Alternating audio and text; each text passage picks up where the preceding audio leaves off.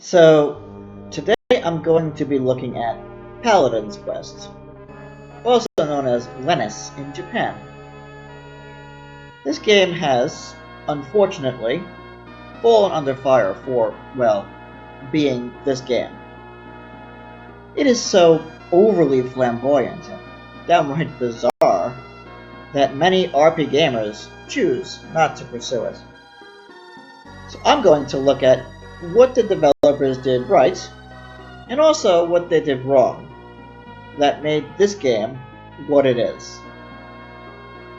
So, back in the early 90s, video games were hardly advertised, and only top-tier games from notable companies were highly represented.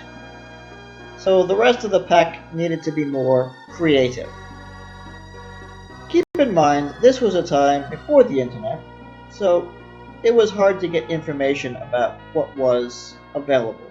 It was a matter of what you see is what you get, which leads me to my first point: the box art. The box art was the gatekeeper of what people would buy. Well, the box art for this game is certainly no exception. Just looking at the scene, you come to expect something a little different. And that is exactly what you get. As if to say, you are going to be in for an epic adventure, so strap into your seat and get ready for this wild ride. And then you open the box, and you are treated not only to a fairly thick manual filled with tidbits of information and backstory, but also a full insert, almost a mini poster of all the monsters with their stats. What other game gives you that? And on the flip side, is every item, equipment, and magic that you will come across, all neatly labeled. And all this before we even start the game. So then you start the game. Right off the bat, it gives you the option to watch a short narrative of backstory against a pretty upbeat melody, which then switches mid-intro to a more gloomy, somber track. This all gives a taste of what the player will expect. Now, many games have this kind of backstory intro, and some even have what could be considered a playable intro, so that's not really a big deal. Then we are thrust into the story and meet our protagonist and learn about the game functions. Right away we find the game does not take itself too seriously. It has some break the fourth wall moments, like when one character talks about MP as something nonsensical. Then we are led to our first mission in the game. This part acts like a kind of tutorial, teaching us how to use the battle system, which is very useful. We are introduced to this impossible architecture, and it gets us thinking, what does this world really have to offer us? And that leads to our WTF moment. The protagonist fights the end boss, and loses, destroying everything. Well, this is played out so often in video games of that time period, from Secret of Mana to Terranigma. It is the classic boy unleashes evil into the world and must go on an adventure to make things right trope, so overused in RPGs. But I won't hold it against them, as it got the ball rolling, in a sense. So, we begin our adventure, and then that title music plays, preparing us for what lay ahead. Now, let's talk about perhaps the point of greatest contention: the graphics. When you get into the game, you get the impression that this is quite unlike any other traditional fantasy RPG you have ever played. It seems very otherworldly, and that is exactly what it was intended to be portrayed when the intro claims another time and another place. It is a mixture of alien creatures, monsters, various humanoids, and robots in its cast. wasn't intended to be a traditional medieval setting. It seems like a mixture of futuristic science fiction, lights everywhere upon a medieval backdrop of an alien world. The choice of palette deserves special attention. The colors of half the game world are bright and pastel, with pinks, turquoise, and yellow reminiscent of Easter. However, the other half of the world has colors which are darker, more subdued, muddier. This creates a contrast between oppression and freedom that I never read about in this context, but is clearly being portrayed. I find it a refreshing change to the usual gray stone and green field. The overworld graphics are not overly impressive, but the character profiles are so filled with life and energy for their own. The sequel cleans it all up. The animations were a welcome addition with different kinds of special effects that felt vibrant for its time. Onto the magic system. I like that this game took a chance by not including the generic MP-based magic system so prevalent in RPGs. It went and did something different, completely different, and that made it its own thing. By using HP as MP, it adds an element of strategy into the game that wouldn't be possible in traditional RPGs. Do you cast a spell to give that extra bit of damage, but put your protagonist at risk? Or do you play more defensively and use physical attacks that do less damage, but save HP at the cost of time? It is up to the player to decide. With every enemy, the player devises an optimal strategy. Magic leveling up with use is not completely unheard of in traditional RPGs. Its sequel took a rather peculiar route with this as well, but I'll save that for another video.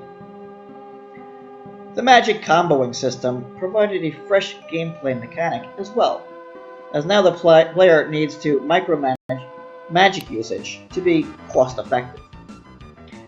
But overall, the magic system is quite refreshing. Personally, the characters are where the game shines. There are so many unique characters that are, unfortunately, just stand-ins.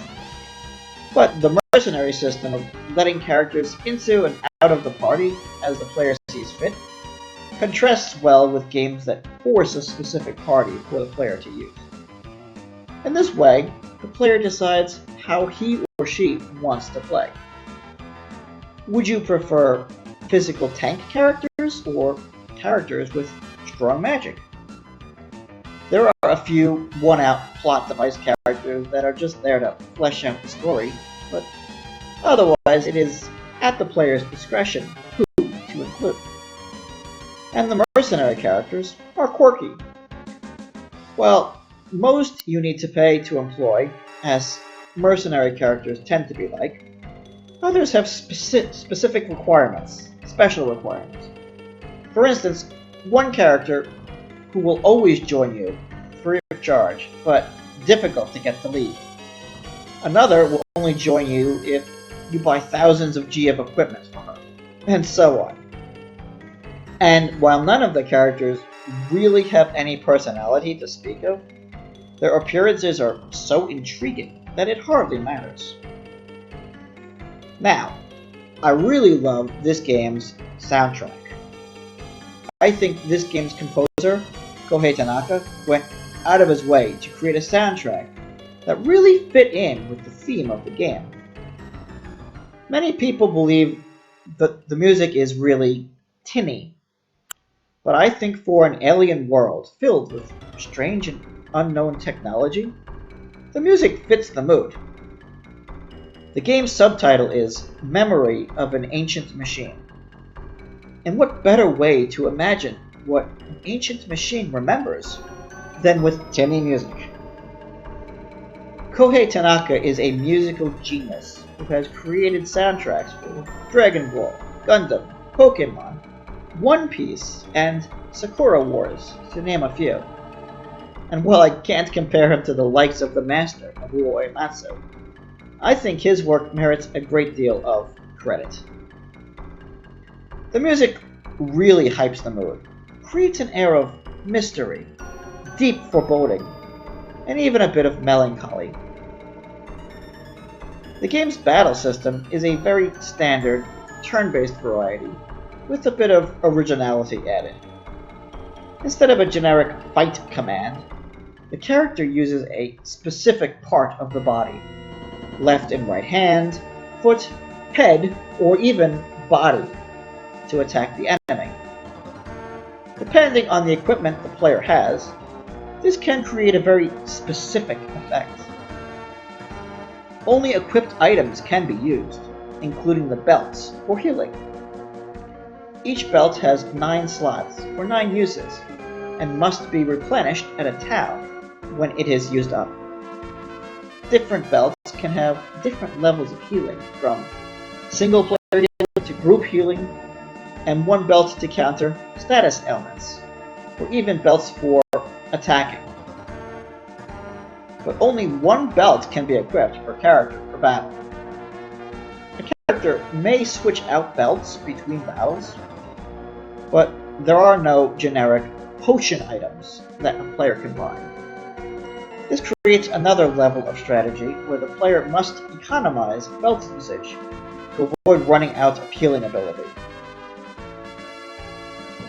There are a few pieces of equipment with healing attributes as well. Some equipment has other kinds of magical or status-changing properties. So, it is important to properly equip your party, the main characters, since mercenaries cannot be equipped.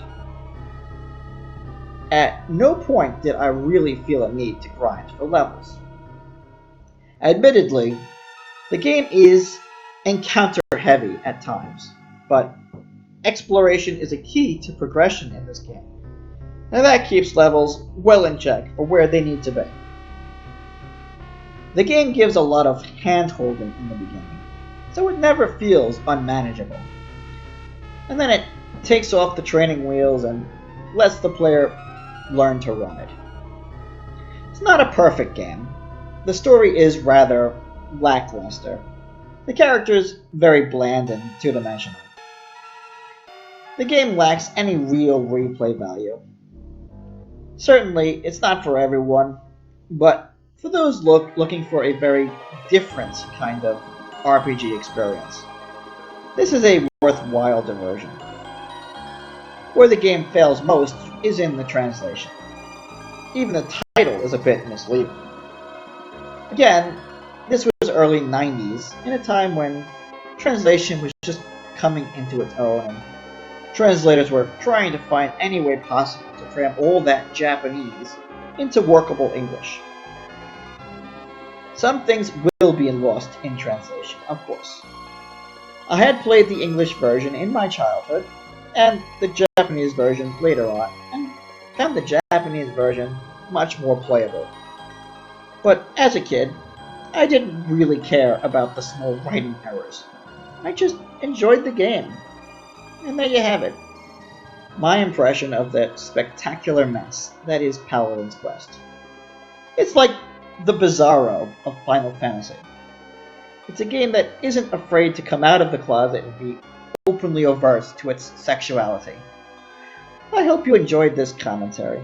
If so, give it a like and subscribe for more video game related content. And you may support me on Patreon if you are so inclined. Thanks for watching.